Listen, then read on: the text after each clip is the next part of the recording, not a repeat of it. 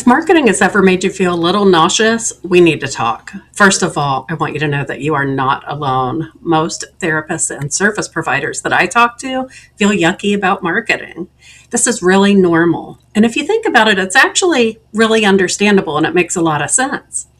Most of the mainstream marketing advice that's out there was built for different kinds of businesses. It was not built for relational, trust based, ethically bound professions like ours. Therapists, coaches, consultants, we build trust over time. That's literally our business model and our training. So when someone says manufacture urgency or use psychological triggers to create scarcity, your nervous system says, nope, no way. So think of it this way. Your discomfort is really just your integrity showing through. I want to reframe marketing for you, not as manipulation, but just as being visible. Marketing is simply how the right people find you. If someone needs what you do and they can't find you, that's a visibility problem, and it doesn't help anyone. It doesn't help your business, and it doesn't help your clients.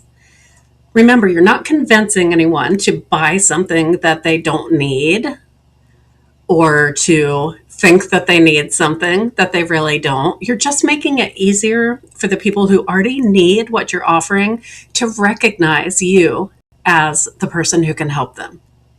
So now let's move into today's exercise. Most people really overcomplicate their language and the messaging in their marketing. And I want you to start by simplifying your message, okay?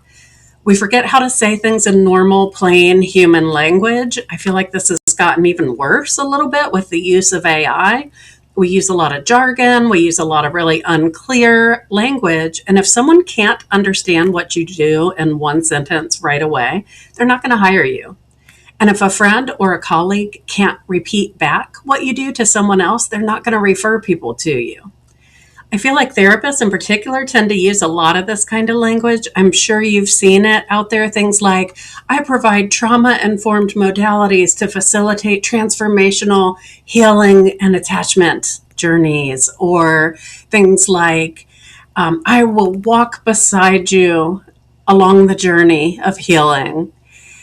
What do you actually do? That doesn't say anything.